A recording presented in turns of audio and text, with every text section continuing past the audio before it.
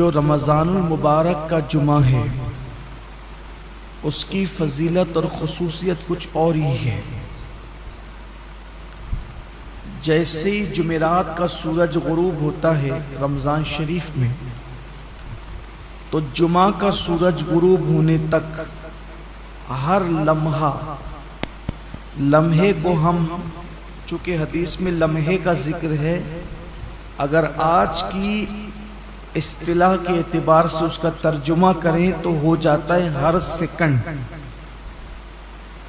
تو ہر لمحے میں 70,000 ایسے جہنمیوں کو اللہ جہنم سے آزاد کرتا ہے جن کے لیے جہنم کا عذاب لازم ہو چکا ہو، اپنے کرم سے وہ یوں ہی آزاد کرتا ہے، اور یہ سلسلہ پوری رات چلتا رہتا ہے، ہر لمحہ 70,000، پھر اس کے بعد دن میں بھی یہی سلسلہ، حتیٰ کہ جو جمعۃ المبارکہ کی آخری ساعت غروب آفتاب کے وقت آتی ہے، تو وہ جو سورج غروب ہونے سے لے کر اب سورج غروب ہونے تک جتنے لمحات میں 70,000 بخشے گئے تھے، ان سب کی تعداد کے برابر اس آخری گھڑی میں اتنے ہی لوگوں کو بخشا جاتا ہے۔ یہ ہے جمعہ کا رمضان المبارک، رمضان المبارک کا جمعۃ المبارک، ماہ رمضان کے جمعۃ المبارکہ کی شان یہ ہے۔ اب آپ اندازہ کریں کہ ہم کتنے قیمتی لمحات میں ہیں، اور یہ لمحات کتنے قیمتی ہے، اس لیے اس کو غنیمت جاننا چاہیے، اس کا احترام کرنا چاہیے، اس کی تعظیم کرنا چاہیے۔ اللہ قرآن مقدس میں ارشاد فرماتا ہے وَمَن يُعَظِّمْ شَعَائِرَ اللَّهِ فَإِنَّهَا مِن تَقْوَى الْقُلُوبِ، کہ جو اللہ کی نشانیوں کی تعظیم کرتے ہیں تو یہ دلوں کے تقوی کی وجہ سے، یعنی جن کے دلوں کو اللہ نے تقوی کے لیے چن لیا ہے، وہ اللہ کی نشانیوں کی تعظیم کرتے ہیں۔ اللہ کی نشانیوں کی تعظیم کا مطلب کیا؟ پہلے اللہ کی نشانی کیا؟ جیسے قربانی کے جانور، یہ اللہ کی نشانی، کعبۃ اللہ شریف اللہ کی نشانی ہے، صفا مروہ اللہ کی نشانی ہے، اولیاء اللہ کے مزارات اللہ کی نشانی ہے، اولیاء اللہ کا وجود اللہ کی نشانی ہے۔ اسی طرح ماہ رمضان شریف اللہ کی نشانی ہے۔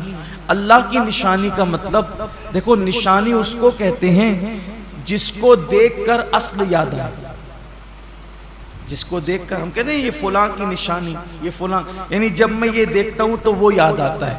جیسے کسی نے مجھے انگوٹھی دی تو یہ انگوٹھی فلاں کی نشانی، کہ میں انگوٹھی دیکھتا ہوں تو دینے والا یاد آتا ہے۔ تو جن جن چیزوں کو دیکھنے سے خدا یاد آتا ہے وہ اللہ کی نشانی ہے، اور جو اللہ کی نشانیوں کی تعظیم کرے، احترام کرے، تو یہ اس کے دل میں تقوی ہے، اللہ کا ڈر ہے، وہ اس کے دل میں پرہیزگاری ہے، اس بنیاد پر وہ اللہ کی نشانیوں کی تعظیم کرتا ہے۔ تو اب رمضان المبارک کا احترام وہی دل کر سکتے ہیں، وہی قلوب کر سکتے ہیں جس دل کے اندر تقوی موجود ہے، پرہیزگاری موجود ہے، اللہ رب العزت کا خوف موجود ہے۔ انہی لوگوں کو اللہ توفیق دیتا ہے نشانیوں کے احترام کی اور نشانیوں کی تعظیم کی۔ اب ہم دیکھیں کہ کیا ہمارے دل کے اندر اللہ کی نشانیوں کی تعظیم ہے؟ ہر نشانی کی تعظیم الگ الگ ہے۔ تب رمضان شریف کی تعظیم کیسے کریں گے؟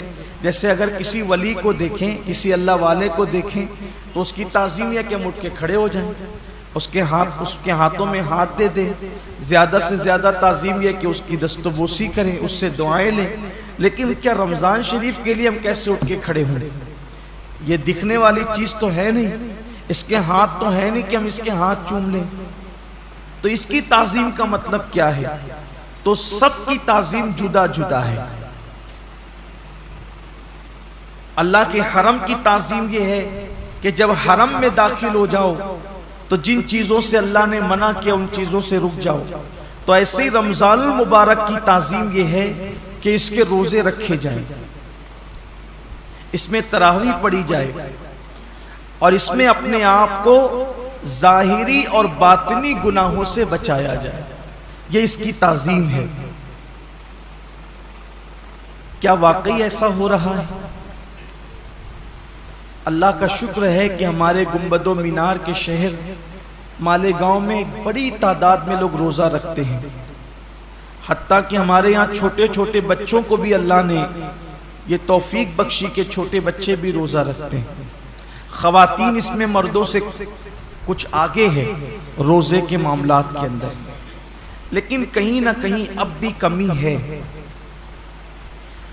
اب بھی ایک بہت بڑی تعداد ہے جو روزہ نہیں رکھتی، روزہ رکھنے سے محروم ہے، اور وہ ان نوجوانوں کی تعداد ہے جو اس وقت محنت مزدوری کرتے ہیں، مارکیٹ میں بیٹھتے ہیں، لوم چلاتے ہیں، کاروبار کرتے ہیں، اور ان کا عذر یہ کہ دھوپ بہت ہے، تمازت بہت ہے، شدت بہت ہے۔ واقعی موسم تو گرم ہے، محنت کا عذر پیش کر کے لوگ روزہ چھوڑ دیتے ہیں۔ پہلی بات تو یہ ہے کہ موسم کا عذر یا محنت کا عذر پیش کر کے روزہ چھوڑنے کی اجازت نہیں ہو سکتی۔